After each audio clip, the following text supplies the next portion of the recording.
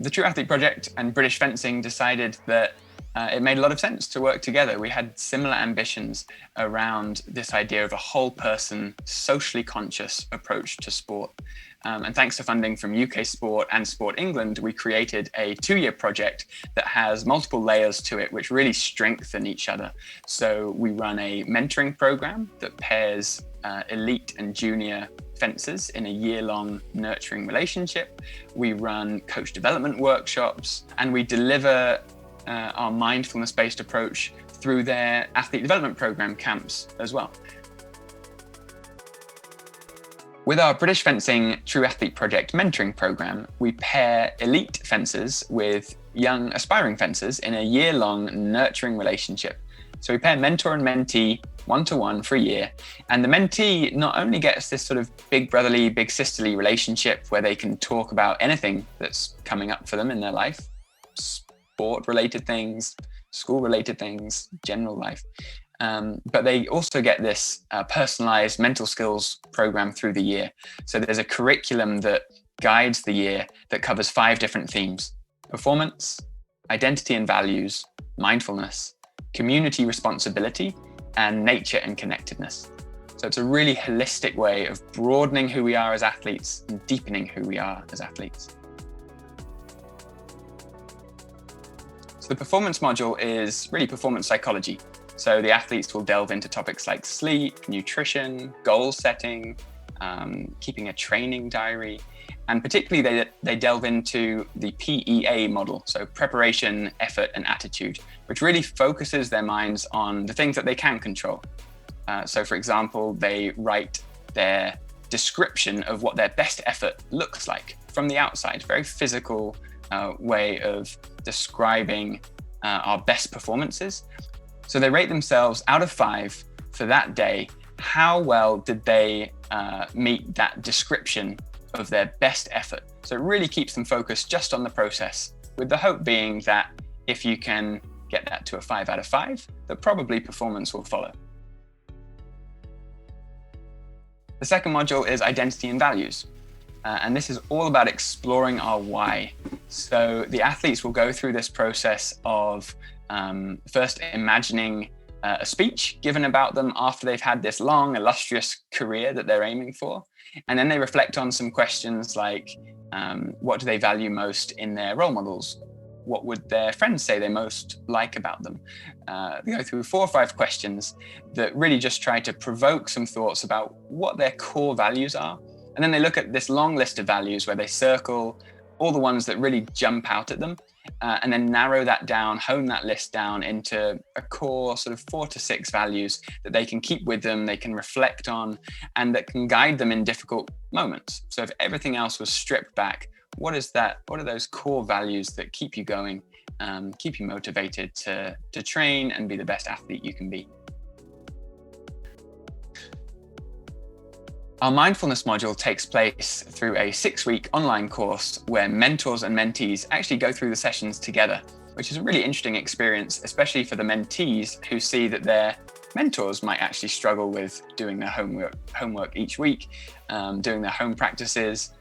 So it's a really nice sort of leveling experience. And they also try to then integrate mindfulness right the way through their year so that it continues beyond that 6-week class. The community responsibility module is all about how we use our platform as an athlete for good. So that could be in big ways, like Colin Kaepernick kneeling down at the flag. It could be in small ways, like being attuned to the needs of your teammate or the person next to you.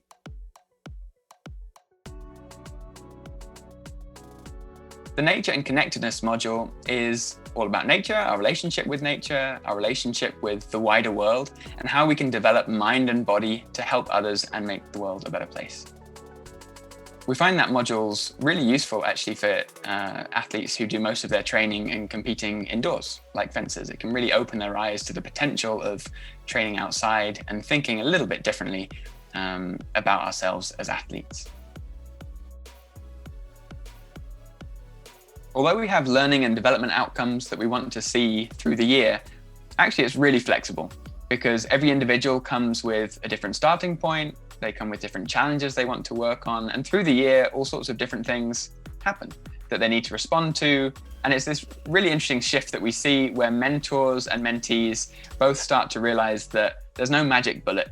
Just being there, being present is easily the best way to begin to take on these challenges. You know, our growth, our development are not these linear, tangible things always.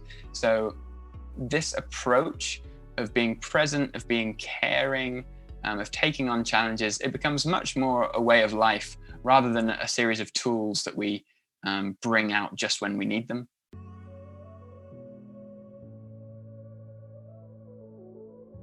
I was a tennis player, so I moved to the United States at 18 to play Division I college tennis. But in my 4 years competing there, I had all sorts of surgeries, so it was a really difficult time for me, a real roller coaster physically, but also mentally and emotionally. So I left with this really strong sense of the paradox of sport. On the one hand, it can be this incredibly liberating, joyful, meaningful pursuit that can literally change your life. And on the flip side, it can be actually a very dark place where actually there's a lot of harm that's caused by sport, especially when you're not supported, you don't have a support structure around you. And I was noticing that not just for myself, but for friends who were competing, in the media with the most elite athletes, and even at a grassroots sport level where it should be all about that kind of freedom and joy and developing a long-term love of sport. So I did a lot of work with at-risk Hispanic immigrant children in Tennessee and Georgia. And it was just their life when they come on a Saturday morning to play and the football pitches are packed. And even that experience, that it was so important for them to act as an escape from everything else that was going on in their lives. Even that was being taken from them with that old school macho way of doing sport, parents screaming on the sideline, focus, be confident, relax, without any attempt to ever actually try to help their children with those skills of confidence and being able to focus and be resilient and relaxation. And those things can be trained skillfully. So it got me thinking, and I was very fortunate to have a job as a head of sport at a school that didn't have a PE program. So I could design something from scratch which tried to shift perceptions about what it means to be an athlete from quite a young age. So we introduced things like parkour, free running, sports poetry, mindfulness, studying heroes like Muhammad Ali. And that curriculum got picked up by the Muhammad Ali Center, which is the most inspirational place you can imagine in Kentucky in the United States. It's there that I really realized there was this world of sport for social change and athletes using their platform for good. And this forum was all about nurturing humanitarian athletes, athletes who could use their platform to make a change. And yet what I was noticing was that nothing about those sport for social change projects were really rooted at the heart of what athletes and coaches were interested in. And I was really feeling that as a recently retired athlete. So you had performance sport on the one hand, you had sport for social change on the other hand, and you've got this big gulf in between. And it's usually just a bit of corporate social responsibility that kind of bridges those worlds. So a famous footballer will go into a school and put their arm around some kids and have a nice photo, and it's great. There's nothing wrong with it. But what is it really changing at a deeper societal level?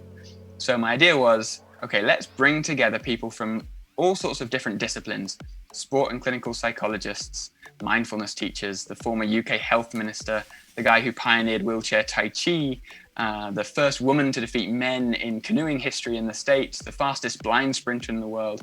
We came together and we imagined programs that could not only improve performance, but also nurture mental well-being and cultivate a more compassionate society and a more compassionate culture of sport.